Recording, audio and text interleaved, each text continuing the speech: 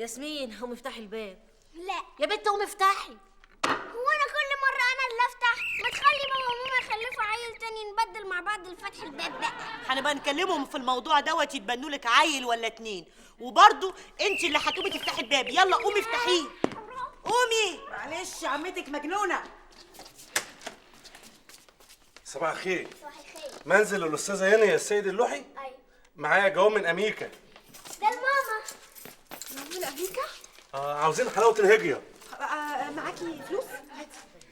خد اتفضل. متشكرين. معاكي فلوس؟ ربع جنيه؟ ليه وانا جايب لكم الجواب من اول فيصل؟ انت ليه محسسني اني رحت امريكا مشي ورجعت بالتوك توك؟ ما تحمد ربنا على ربع جنيه وش وظهر. الحمد لله. كنت في انتظاره على احرم الجمر. دول اكيدي من كل القرايب بتوعنا اللي موجودين في كل انحاءات امريكا. اللي اتشتتوا بعد حرب امبابه. الحلم الامريكي سوف يتحقق. حلم امريكي؟ خير اللهم اجعله خير يا رانيا. هاتيها ابعته لام سيد، ما هي فسرت لي الحلم اللي شفت فيه عادل ابني وهو في حفره، كان بعديها باسبوع كان متجوزك. ايه البلديون اللي بتقوليه ده؟ سيبك منهم، دول مجانين. كملي يا حبيبتي طمنيني. Hello, good morning, Mrs. Rania. We are the international. يا مامي عارفة مضمون الجواب ده ايه؟ مضمونه ايه بقى يا ست رانيا؟ افتي يا اختي. دي هيئة المجتمعات القمرية أخيرا وافقوا على انضمامي والتحاقي ليهم. مش دي اللي مكانها في نيو جيرسي؟ أيوة يا مامي، من أصل أنا كنت بعت لهم جواب طلبت منهم إن أنا أنضم ليهم في توزيع الأراضي القمرية وبيعها. يا نهار ابيض، هيخصخصوا القمر؟ هو فكر الخصخصه وصل لغايه القمر؟ هما لما يبيعوا القمر بقى الدنيا هتبقى ضلمه؟ ياي مش معقول، انتوا جهلانين مش طبيعي جهل. بس سيبك منهم، دول متغاظين. يا مامي أنا كده أصبحت مندوبة الشركة في مصر والوطن العربي. رانيا انت رايحه تبيعي القمر؟ طب احتياطي خدي معاكي معجون حلاقه ومشط وفلايات وسبح. واللي مش هيشتري القمر يشتري الحاجات دي، ونسبتك برضو ماشيه. عمركم ما هتفهموا، عمركم ما هتتطوروا، هتفضلوا باصين تحت رجليكم كده على كوكب الأرض الحقير. ولعلمكم نهايتكم سودا وطين، يا اما هتبقى تحت نفق مظلم، يا اما فوق كوبري مشاه متصدع، يا اما في مترو الانفاق والنور مقطوع عليكم، وهو بالمره نخلص منكم. ولعلمكم بقى الارض بتنهار، الصخور بتتفتت، الجدار بتتنسف، المياه في الاجواف بتقل، السطوح هتقع فوق دماغكم ونخلص منكم. يا لهوي، هي القيامه هتقوم؟ حبيبتي انت كده خضتيني خالص. يعني انا عايزه اعرف دي كل اهتماماتك في البيئات؟ لا يا مامي، الفكرة كلها ان انا لو عرفت اسوق 10 قطع قمرية هيبقى ليا قطعتين متميزتين كبونص في اي مكان انا عايزاه. واو. اوكي يا حبيبتي بقى، لو انت يعني شايفه ان ذاتك وطموحاتك هتكتر اكتر في القمر، انا ما عنديش مانع تطلعي القمر.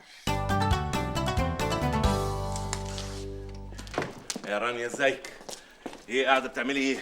لا ما انا ما قلتلكش، مش انا اتعينت في هيئة المجتمعات القمرية الامريكية لتقسيم اراضي القمر؟ اتعينتي يعني اتوظفتي من غير ما تاخدي رايي؟ ازاي الكلام ده؟ والبيت يا هانم؟ يعني ما ده مش هيأثر على شغل البيت. ازاي يعني؟ هتروحي امريكا الصبح وبعدين ترجعي على الساعه 2 الظهر تعملي الاكل؟ طب وياسمين مين هيذاكر لياسمين؟ لا يا حبيبي، ما هو انا كل شغلي هيبقى هنا من جوه البيت من اوضه نومي. اصل انا كل اللي مطلوب مني ان انا ابيع 10 قطع اراضي على القمر لسكاننا هنا هوت في مصر هنا، وهيبقى ليا ايه قطعتين ارض بونص. يعني ايه ده؟ هيبنوا فوق القمر؟ هو القمر دخل كردون مباني؟ لا هو انت ما تعرفش ولا ايه؟ انت نايم يا استاذ.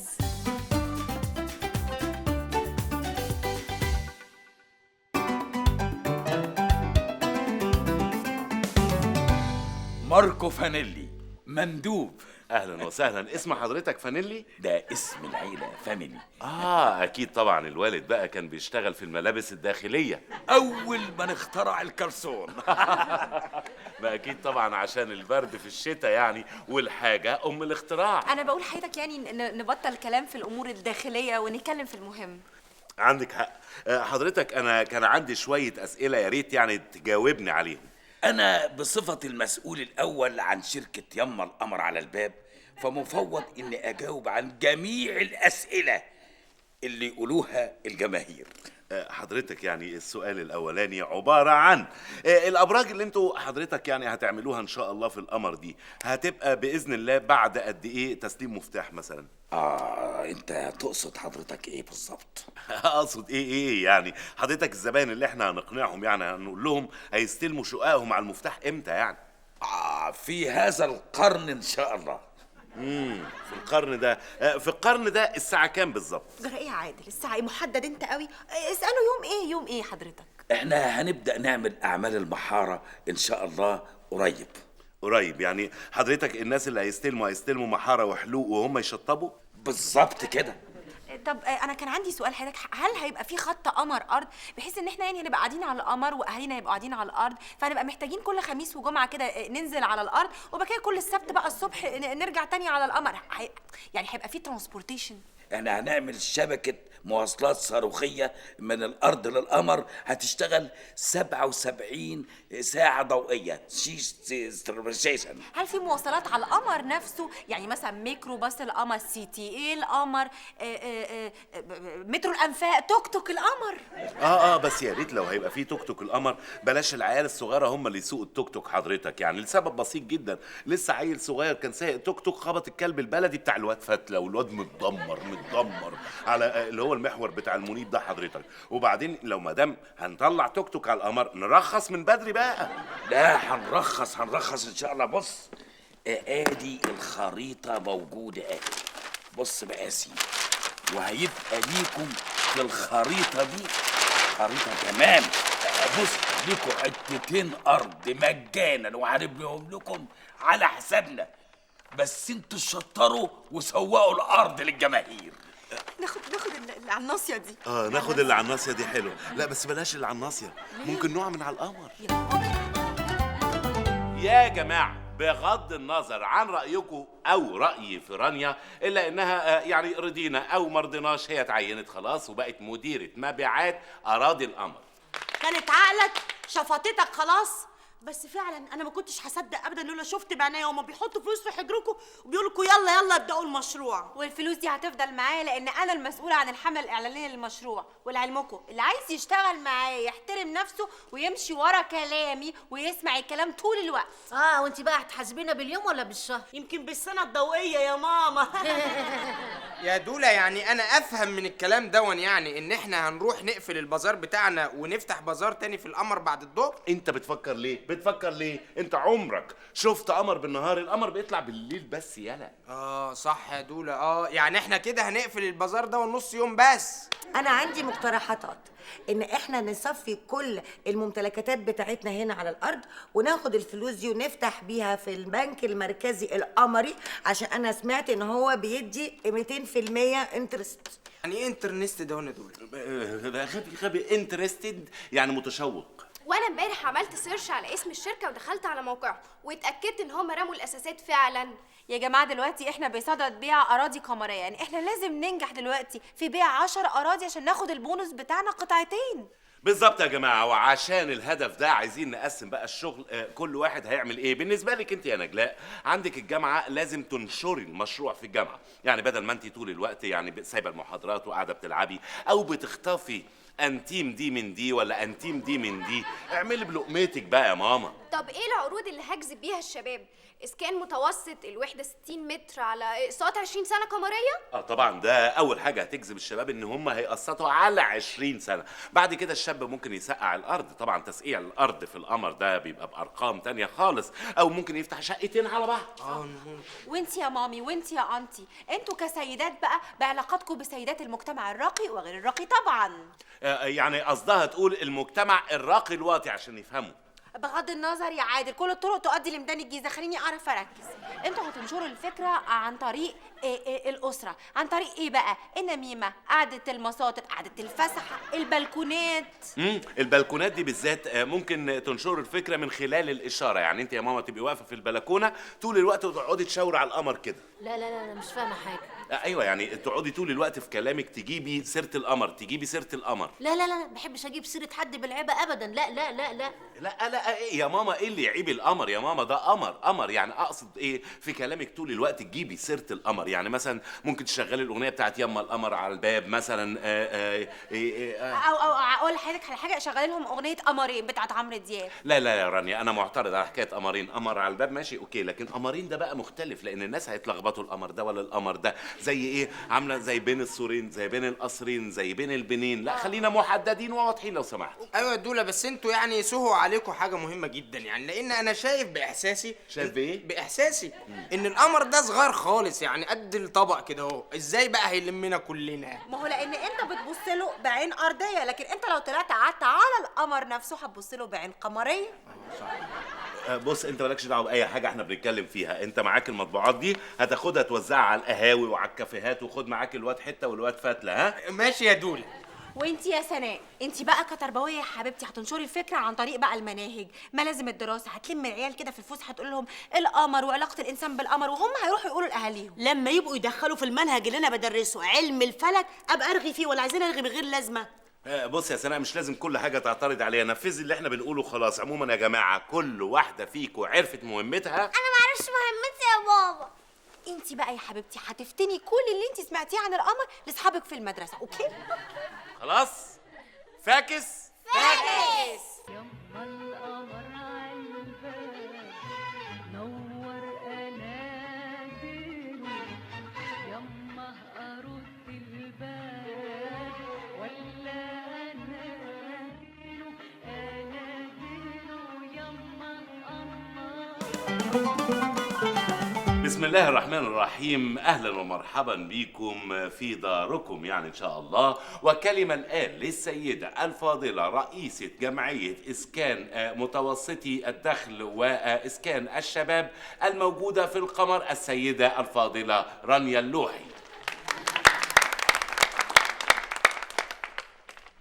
عملائي الاعزاء، او بمعنى اصح جيراني الاعزاء، نحن في زمن. لو حضراتكم تلاحظوا شوفوا هي استخدمت جمله بتقول ايه؟ بتقول جيراني. جيراني ليه؟ لان احنا مش بننصب عليكم، احنا زينا زيكم، هنبقى ساكنين جنبيكم فوق في القمر، فبنحييها على كلمه جيراني. والسلام عليكم.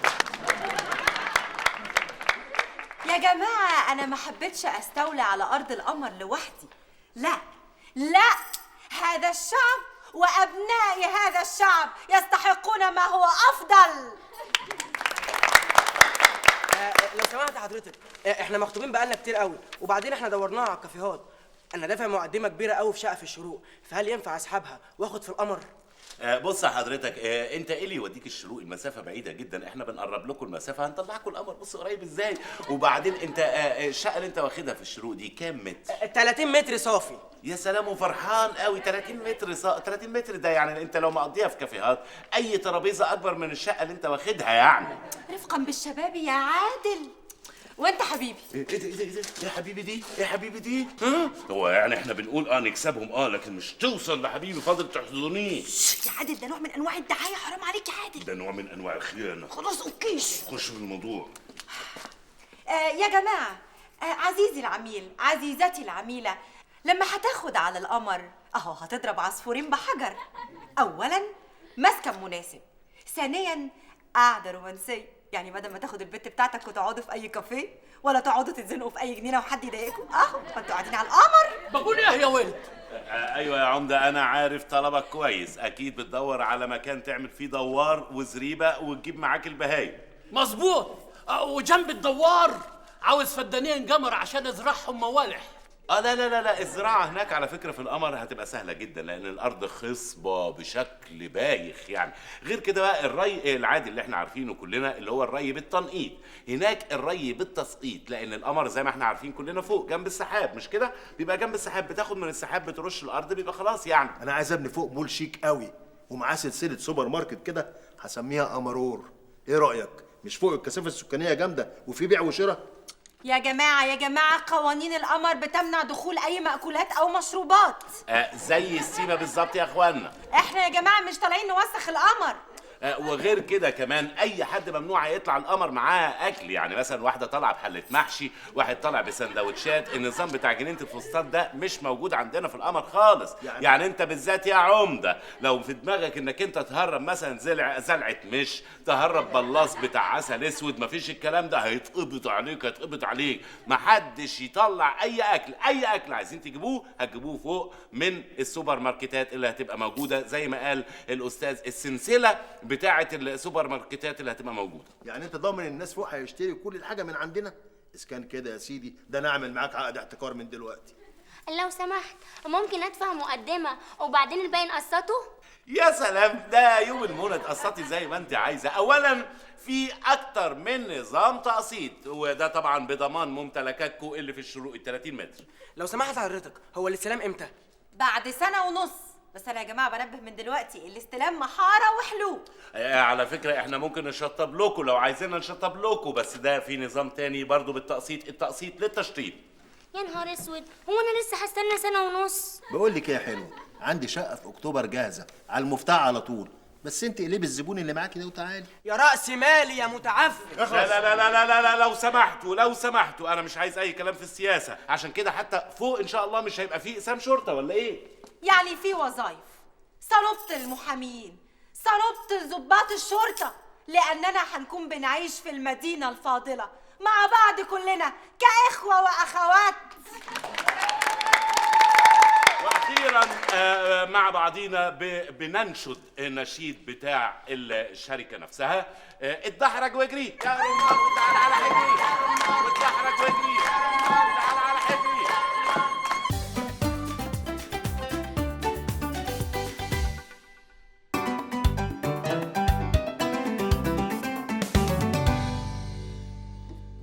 معقولة خلصتم مهمتكم بالسرعة دي؟ ده انتوا ايه ده؟ انتوا حاجة مش معقولة أبدا، ده انتوا حاجة عظيمة. ما هو ده شعارنا حضرتك، سرعة في الأداء، دقة في التنفيذ. حضرتك الفلوس اهي كلها موجودة، وهتلاقي حضرتك فيهم شوية إرباع وانصاص كده، هو دول من شوية شباب يعني غلبانين عايزين يطلعوا القمر يكونوا نفسهم يعني. ده انتوا كده هتشجعوني ان انا اديكوا كوكب عطارد. عطارد حضرتك دي مسؤولية ضخمة قوي علينا. استنى اتقالي ما تدلقيش. حضرتك يعني بجانب عطارد ينفع ناخد زحل وبلوتو؟ انا بحب بلوتو قوي صراحه يعني.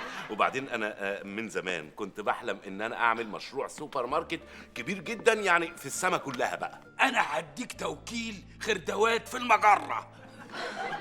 مجرة؟ طب حضرتك يعني معلش هو طلب يعني مهم شوية، الشباب اللي دفعوا الفلوس دي كلها يعني عايزين يعني يعينوا الأرض اللي هيسكنوا عليها. أنا هعمل لكم رحلة صاروخية من الأرض للقمر وهبلغكم بيها. بص انا عايزك تبلغ كل الناس اللي حجزوا معانا على القمر ان الرحله بتاعت القمر هتطلع بكره ان شاء الله من موقف احمد حلمي. الصاروخ هيطلع الساعه 12 الظهر بالظبط عشان نوصل مثلا على 7-8 باذن الله. تروحوا في النور بقى تتفرجوا. يعني ايه؟ يعني انت عايز تتجوز وعايز شقه وكمان عايز تقعد جنب الشباك في الصاروخ؟ طب ما فيش شباك اهو قاعد اهو. في ايه؟ يا نصابين يا حراميه، وهمتونا وخدت فلوسنا، لا لقينا صواريخ ولا بومب حتى. مش قلت لك يا ايمن دول نصابين؟ ما يا راجل تصدق ان في شقه في القمر؟ مش لو كنت سمعت كلامي كنا دفعنا الفلوس دي مقدم شقه في صحراء نفاده. اني هنطخك يا ولد. بتخري ايه بس؟ في ايه؟ افهم انا لغايه دلوقتي مش فاهم. لا افهم بقى، احنا رحنا الموقف لقينا شويه ميكروباصات بلاش لازمه، وناس قعدت تتريق وتشتم فينا، والجدع اللي اسمه مفيد فوزي كان هناك وكان عايز يصور معانا. لا الا مفيد ده لو عرف هيشرشحنا. بعد اذنكم يعني حضرتك اللي مسؤول عن الموضوع ده واحد اسمه مستر فانيلا، حضرتك انا ممكن اكلمه؟ ممكن يعني يكون الصاروخ اتاخر عشان بيمون مثلا من اوتوستراد ولا حاجه. احنا مش هنسيبكم الا في السجن. ايوه مش هنسيبك الا في الجرس. ايوه خش علينا. مش هنسيبك الا في الجرس. مين فيكم عادل ورانيا؟ هم يا بيه. يا باشا احنا مظلومين يا باشا، سيادتك حضرتك. يا صباح الخيال، بقى حضرتك عايز تعبي القمر في ازايز؟ لا طبعا يا فندم، دي حاجه ما تصدقش يعني. حضرتك انا ما اعرفش حاجه عن الموضوع ده، حضرتك هي دي صاحبه الفكره. يا عادل بتبيعني يا عادل؟ انا مراتك يا عادل، مراتك. ابيعك طبعا ما دام ما عرفناش نبيع القمر، اي حاجه تجيب لنا اي حاجه في اي حته. طب وانتوا ازاي تسمعوا كلامهم؟ يا باشا هنعمل ايه؟ مفيش حقوق في البلد دي سكن فيه. ولا انا مش لسه ماسكك من 5 سنين انت والبت دي في الحديقه الدوليه؟ ربنا يكرمك يا باشا ان شاء الله، بس من 5 سنين دي عدت، خلينا في النهارده حضرتك يا باشا. سعادتك انا وهي يعني برغم ان انا مش شريكها بس احنا اتنصب علينا يا باشا. اللي نصب علينا واحد اسمه فانيلا، شوفوه بقى متعلق على انه حبل واقبضوا عليه. جاري البحث عنه، ادينا بندور وحليني بقى. حاسب عليا، حاسب عليا كده شويه، حاسب بس. اهو هو ده يا باشا، هو ده يا باشا حضرتك فانيلا اهو. فانيلا؟ فانيلة ايه؟ والله وقعت في ايدي يا حمدي يا بنطلون. يخرب بيتك ومزور اسمك وماشي بالفانيلا وسايب البنطلون. هو انا كل شويه يا باشا نصبايه تحصل في البلد تمسكون انا؟ معلش يا سيدي استحمل، اصل في ندره اليومين دول في النصابين، وبعدين بقى احمد ربنا ان احنا بنجيب لك شغل. الشنطه دي اللي فيها الفلوس؟ دي كنت ناوي اهج بيها على بنها، الامين عكشني على اول الطريق الزراعي. تخيل حضرتك يا باشا مهرب فلوس لبنها. كنت ناوي اعيش في الحلال، اجيب نحلتين واعمل منحى العسل. اتفضل حضرتك، نحلتين يعمل بيهم منحى العسل؟ يعني ده انت لو جبت النحلتين قعدوا يلفوا طول اليوم عشان يعملوا عسل لمدة سنة مش هيعملوا لك معلقة عسل. بدل ما تجيب معلقة عسل حضرتك جايب كم فلوس تعمل بيه ايه؟ بص النصب، بص النصب. معلش يا عادل، ما يمكن الراجل عايز يبدأ من الصفر يا حبيبي. شفت حضرتك شريكته في الجريمة بتدافع عنه ازاي؟